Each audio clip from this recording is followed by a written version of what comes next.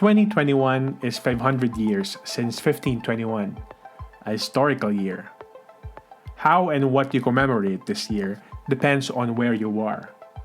For the Western world, they celebrate the first circumnavigation of the world completed by Magellan's expedition. For Filipinos, either you commemorate half a millennium of Catholicism in the Philippines, or you remember the victory and heroism in Mactan. But as national commemoration forces the public reckoning of historical events as contested as the Battle of Mactan, we are faced with competing versions, framings, and appreciations of historical events. Hi, I am Lee Candelaria. I am Vec Alporja. I am Aaron Malyari. And this is Podcast, Conversations on Philippine History, Politics, and Society. Welcome to our third season, where we discuss Contested Philippine Histories. In this first episode, we explore what really happened in the Battle of Mactan. So, let's start our discussion by identifying what misconceptions abound regarding the Battle of Mactan. Ako, simulan ko with how this event tend to be oversimplified, no? Like pre-Hispanic quote-unquote Filipinos fought off the invaders, and LapuLapu led a force that killed Magellan, and because of that, LapuLapu is remembered as a national hero. Kayo? Ako, I remember how in the popular imagination of the battle, diba, sometimes we see LapuLapu as presented as this strong, muscular, middle-aged chieftain of Mactan, and we see this in, of course, paintings and drawings and other popular renderings of the battle. Ako naman, yung quote-unquote, kwentong bayan, di umano, tungkol kay Lapu-Lapu, di ba? Ayon sa isang senador, na wag na nating pangalanan, taga Mindanao daw talaga yan si Lapu-Lapu, taga East Kingdom of Sulu, na nag-request na pumunta siyang Mactan kasi may mga namataan daw ng mga dayuhan. So, dadayuhin niya doon. Yeah, and that caused quite, a commotion among scholarly circles. Lalo na, kasi may mga nagdi-defend, di ba? May mga scholars na nagdi-defend din ng ganitong version ng kasaysayan. On the one hand, they say na ito ay paraan ng quote-unquote pag-angkin ng bayan. Example, si Lapu-Lapu, niyakap siya supposedly ng mga Moro to the point na na-appropriate na nila siya. No? Ganun yung isang idea. On the other hand, yung isa pang framing nila ay sometimes hindi lang daw kasi historical quote-unquote way yung paraan ng pagtingin sa nakaraan, no, na pwede daw tignan to mula sa iba't ibang lenses tulad ng yun nga mga kwentong bayan, mga kung paano na-appropriate yung narratives na kailangan din natin syempreng i-explore at pag-usapan yung ganitong mga points. Totoo rin naman yan. I mean, I agree. It's not really about what's right or wrong about the past, particularly something as contested as the Battle of Mactan. It's 500 years since, no? But I think we have to draw the line. Kasi kahit na may iba't ibang tradisyon sa kasaysayan, kailangan linawin muna natin yung katotohanan pang kasaysayan.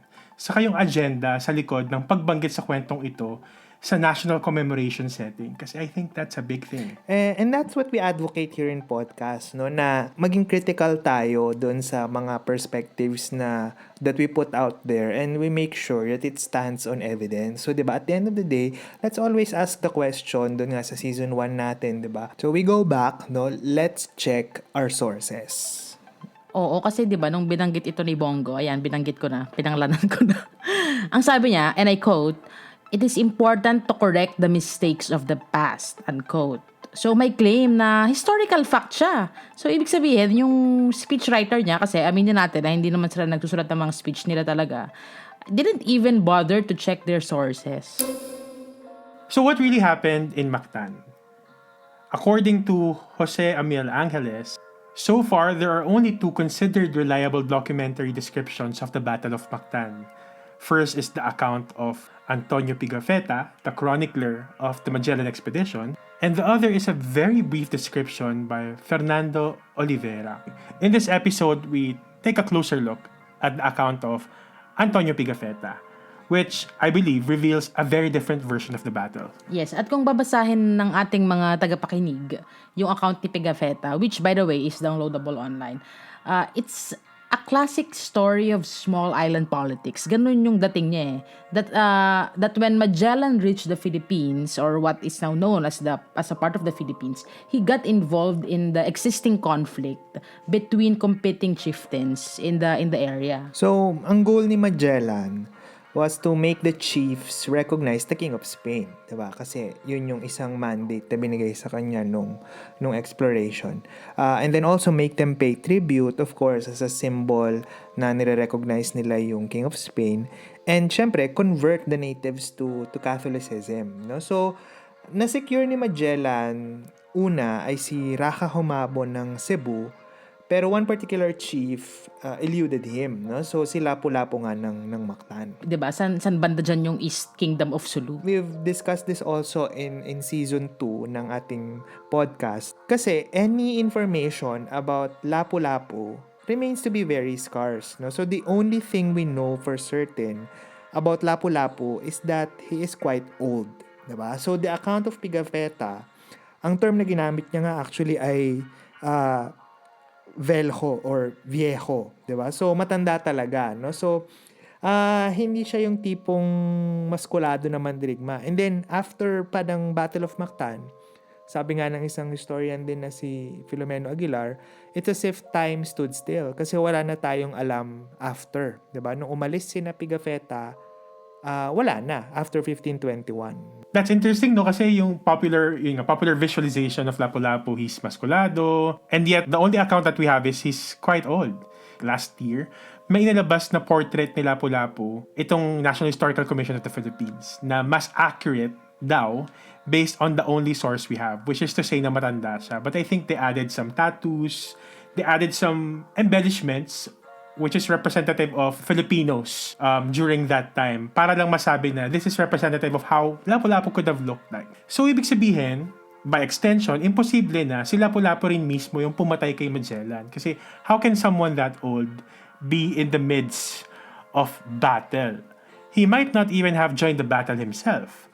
Pero bago natin pag-usapan yung battle mismo, ang immediate cause itong Battle of Mactan ay isang chieftain din na nasa Mactan, si Zula.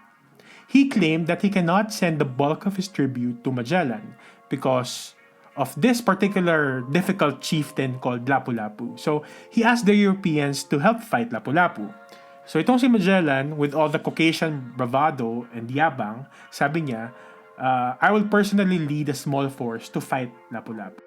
Oo, sobrang confident niya. And I think Magellan really underestimated Lapu-Lapu's forces and the warriors of Mactan. After all, sa kanyang pananaw, the Spaniards had guns, cannons, metal armor. So, parang para sa kanya, they were ready to fight. Diba? These natives. And that was a fatal mistake. I mean, miscalculating their capabilities. Kasi Magellan's forces, sabi sa account ni Pigafetta, around 60 men lang. And Lapu-Lapu's men, according to Pigafetta's account, ay 1,500. Diba? So, 60 people versus 1,500 kung gaano man katotoo yun. Diba? Pero, at least essentially, ang assumption ni Pigafetta ay mas madami talaga ng dihamak yung mga kalaban nila, no? So, at 49 lang yung lumaban dun sa 60 na yun na pinadala ni Magellan kasi others had to stay behind and wait kasi syempre nandun yung galyon, no? So, kahit siguro mutants yung mga Espanyol, mahihirapan sila ubusin yung mga taga-Mactan, di ba? By sheer number, yung effort man lang na yun na lumaban, di ba? So, interesting din yung description ng mga weapons, for example, at yung tactics na ginamit ng parehong side, no? So, sa account ni Pigafetta, they were armed with lancets, muskets, crossbows, and they were wearing corselets and helmets, no? So, lahat ng ito ay metal, no? So, these were effective, yes. Pero, essentially, hindi siya angkop siguro doon sa setting ng laban, no? So, kasi it was, early morning sun, mainit, tapos they were fighting in shallow waters hanggang tuhod, supposedly. So, di ba, mahirap yung galaw, no? So, mainit, tapos nasa tubig ka, no? So, yeah. As opposed to the warriors of Mactan, who were armed, according to Pigafetta, by reed lancets and wood weapons hardened by fire. According to Pigafetta, they tried to trick the Europeans pa nga by telling them that they prefer fighting in daylight than the night. Kasi, apparently, the natives prepared ditches and trenches sa pagitan ng bayan tsaka ng beach para kapag umatake ng gabi, itong sina Magellan, mahuhulog sila dun sa ditches. So, kapag sinabi nila sa mga Europeans na huwag kayong atake ng gabi inisip siguro nila, baka mas lalong umatake ng gabi yung mga Espanyol. Siyempre, yung mga Espanyol nag-iisip din na sige, daylight na lang. So, the following morning, sila umatake. Pigafetta also described how the warriors of Mactan shouted while fighting. Maybe, first to scare off their opponents. And maybe they didn't even have to fight the battle kung natakot na nila yung mga opponents nila. So, kung tutusin, sa lahat ng aspeto, talagang mas may advantage itong Mactan warriors. So, di ba, numbers pa nga lang, tapos yung armas, tapos mas up sa setting yung gamit nila kumpara sa mga Espanyol. And I think generally masanay sila sa ganong klaseng terrain, ano. But at this point, I'd like to emphasize how Magellan was killed according to the account of Pigafetta. So let's all listen to this excerpt. The enemies, seeing this, all rushed against him. And one of them, with a great sword, like a great scimitar, gave him a great blow on the left leg, which brought the captain down on his face. And then the Indians threw themselves on him, and ran him through with lances and scimitars, and all other arms which they had, so that they deprived of life, our mirror, light, comfort, and true guide. Whilst the Indians were thus overpowering him, several times he turned around toward us, to see if we were all in safety, as though his obstinate fight had no other object than to give an opportunity for the retreat of his men. We who fought to extremity, and who were covered with wounds, seeing that he was dead, proceeded to the boats which were on the point of going away.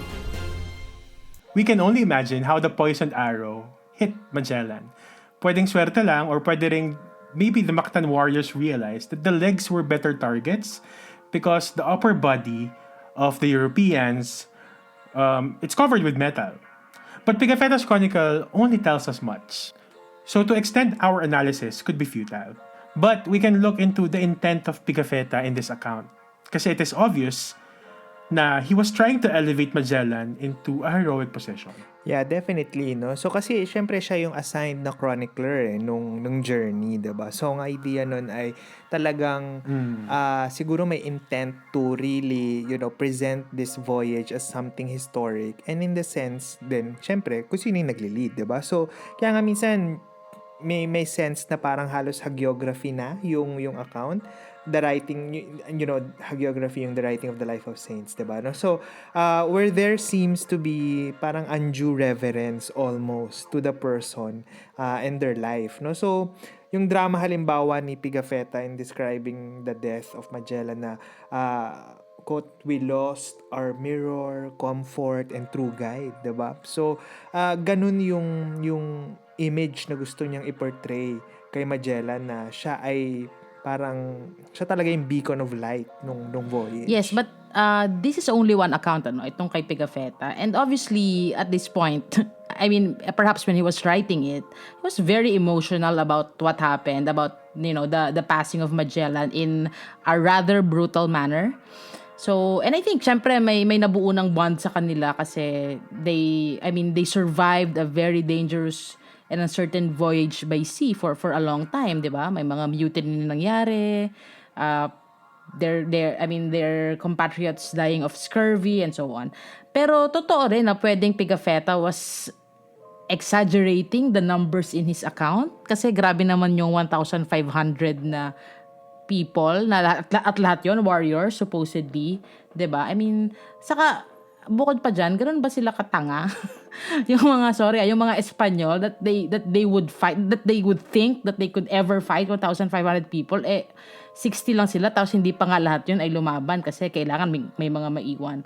So, 'di ba? I mean, ganoon ba kalakas yung faith nila sa kanilang Christian God at sa kanilang metal armors? Sang mundo posible yan, 'di ba? I mean, kahit kagatan yung labanan, mananalo yung mga taga-Mactan eh. Or siguro isa pang very interesting sa akin sa account na ito is, how did Pigafetta know that the arrow was poisoned? Kasi they were never able to recover Magellan's body in the first place.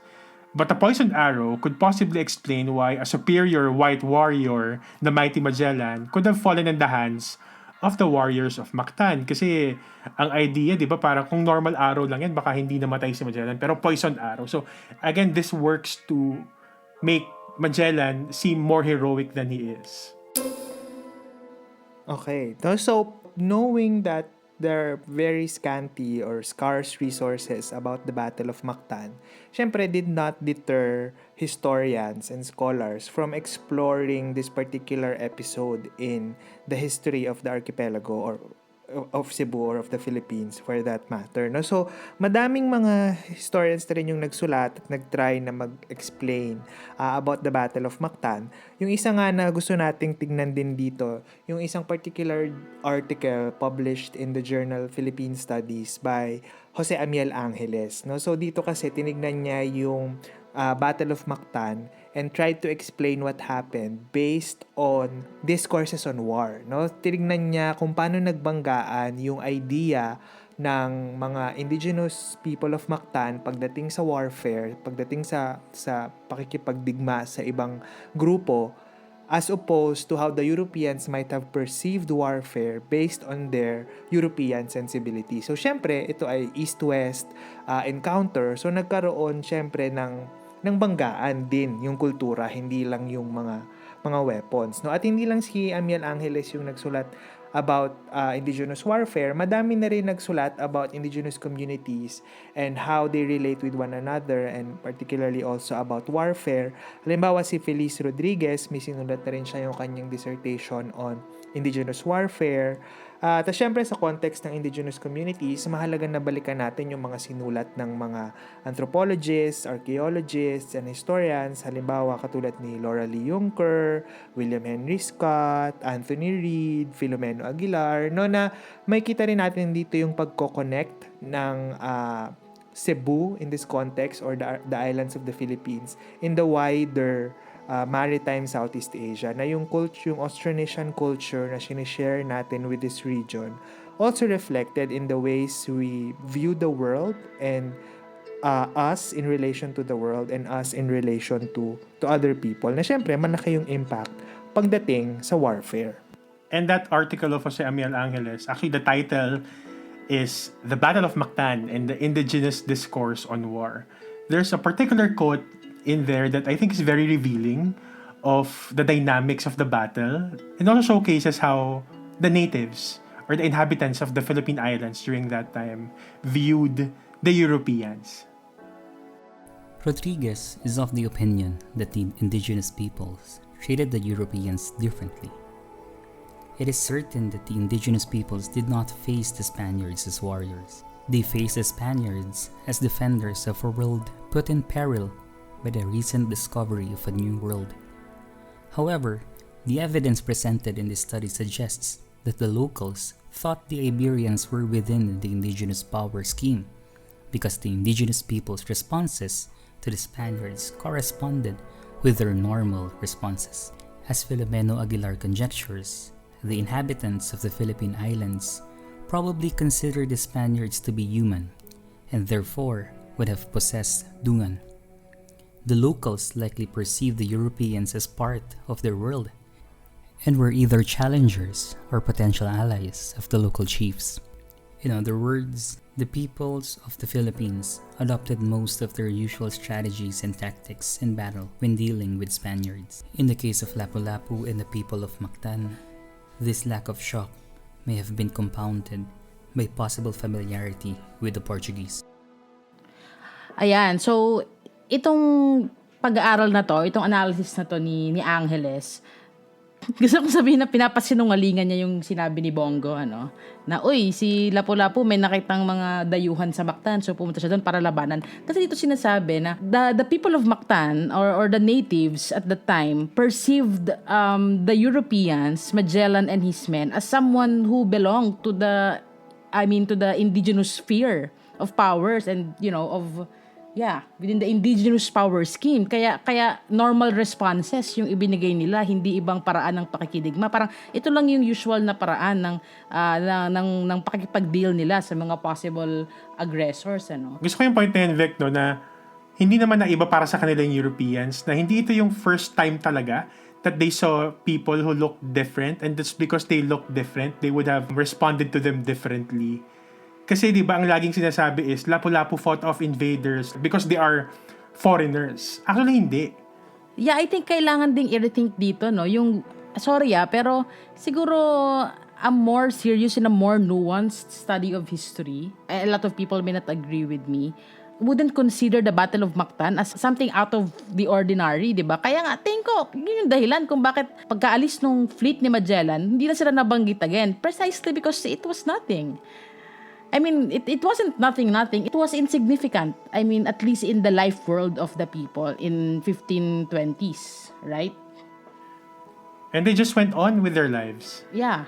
They continued trading. Kasi entrepot tong area na ito eh. The people of this area are so used to dealing with different kinds of people. And to really say that this particular event is the first contact belies the fact that the world of the Philippines prior to the conquest, or the Southeast Asian maritime world, it's not a tabula rasa. It's not a blank slate that only had people when the Europeans arrived. It's a very vibrant and lively place where trade and commerce is already happening. So we're not saying na mali to make a hero out of LapuLapu. Alright. I think the fact that, he held his ground against a more powerful chieftain like Kumabon at this time speaks of his greatness in his own right. Hindi natin sinasabi din na, alam mo yun, na mali na i-glorify yung Battle of Mactan as victory against potential colonizers. There should be a more nuanced view on the way we remember our ancient forebears. I mean, ako gusto ko yung sinabi ni Jojo Abinales sa isa niyang op-ed sa Rappler kamakailan. Parang if you're going to remember what happened in Cebu, might as well remember what was happening in Mindanao that actually predated what happened in Mactan in terms of contribution sa paglago ng ekonomiya, ng kalakalan. Yeah, okay. No? So, 'di ba? So malinaw dito, 'di ba, na may primary sources tayo that tries to ground our understanding of the event. Pero at the same time, marami ring mga kwentong bayan na lumitaw after this, at marami ding mga scholarly works that have tried to make sense of this event. In a way, yung convergence ng ganitong mga sources of information natin, yung nagbibigay ng dynamic kung paano natin naaalala at inaalala at gustong maalala yung Battle of Mactan. No? So, for example, with this information that we see from the primary source, an eyewitness account of the actual Battle of Mactan, we can be certain of some aspects of the battle, diba? But I think with this, it's enough to somehow nuance the recent historical claims about this event we commemorate this year. No? So, and to the scholarly literature naman about this historical event, we can actually further nuance yung claims about the Battle of Mactan. No? Kahit na sparse naman talaga yung primary sources available about the event, pero as how these scholars have studied it, pwede natin siyang tignan in multiple vantage points, no? From indigenous culture, from discourse on war, from the Philippines in the larger maritime Southeast Asia, and yung contact with other peoples nung panahon na yon as mediated by trade, 'di ba? So, ganun yung mga paraan kung paano natin natatry na bigyan ng linaw yung mga sometimes misconceptions or sometimes claims to truth about a particular event like the Battle of Mactan. And we should also ask, what are we commemorating and towards what end, 'di ba? Kasi may agenda ang commemoration. Lagi naman, 'di ba? For the Catholic Church, it's about celebrating the arrival of the Christianity in the Philippines, which, actually oppressed Filipinos for centuries. O para naman sa mga kanluranin, yung commemoration ay bilang pagdiriwang nung circumnavigation, yung successful na pag-ikot sa daigdig. Kasi hodang may mga grupo ng tao na na-oppress din, right? Like yung sa Ladrones Islands, right? Pinatay nila yung mga natives. Or to the most absurd of the agenda, like how Bongo attempted to use this venue to compare LapuLapu to Duterte, di ba? To call Duterte as the modern day LapuLapu, di ba? The audacity. And you know what I like about commemoration is that it forces the public to reckon with historical events. Nire-remind tayo na parang, 500 years, pag-usapan natin itong Battle of Mactan at si Lapu-Lapu. Kasi we should ask ourselves, dapat ba talagang i-occupy ni Lapu-Lapu yung position na meron siya sa pantheon of Philippine heroes that we have? Meron na ba talagang Pilipinas doon? Was Lapu-Lapu actually fighting for a nation that is the Philippines? Or sabi nga ng mga scholars, it was actually just, a chieftain responding to an aggressor kasi the aggressor is not doing things to their benefit, diba? Magellan was requiring tribute. Lapu-Lapu did not want to pay tribute. Or Magellan was taking the side of a rival chieftain, diba? Yeah, oo. So, nakisawsaw si Magellan sa politika nung area na yon. At yun yung naging response. But, syempre, we should also recognize na yung appreciation din naman natin dun sa historical event could be different from the intent of Lapu-Lapu. I mean, parang si Rizal lang to eh. Wala silang choice kasi patay na sila eh. How they are appreciated or what position they take in the myth of the nation, they really have no control with that. But we control it. So we can really ask ourselves, ano nga ba talagang position? And we have seen time and again how history can be used for further particular ends. Yan ang i-discuss natin dito actually sa bagong series na ito. For the next few weeks, we will focus on certain historical issues, problems, and controversies. Susubukan natin i-contextualize itong mga historical problems using primary sources and historical interpretation and analysis by credible historians and scholars. So we hope our listeners could continue tuning in because guys, we have a lot in store for you. Yup, definitely. And next episode, ang tatalakayin natin in relation to the Battle of Mactan ay yung isa pang very controversial in a way na event sa kasaysayan ng ugnayan ng Espanya at Pilipinas. Particularly, kung saan naganap yung unang misa. Kasi kung hindi man aware yung iba sa ating mga listeners, merong lingering debate kung saan ba nangyari yung unang misa. Kung sa Butuan or sa Limasawa. No? So, where did the first Catholic Mass happen? No? So, and why actually is this relevant? So while you wait for our next episode, check out our past seasons if you haven't already. You will find podcast Season 1, History 101, and Season 2, Primary Sources and You, pati na rin ang ating monthly wrap-up in all the main podcasting platforms like Anchor, Spotify, Apple Podcasts, Google Podcasts, at iba pa. Pwede nyo rin i-check ang aming website na podcast.org for more content on Philippine history, politics, and society. So we are looking forward to your feedback and questions. So please follow us on our social media accounts, linked in the description. So wag mahihiyang magtanong or magbigay ng feedback because we love hearing from all of you, and it will also really, help us in making the show better. So once again, thank you very much for listening and have a good day.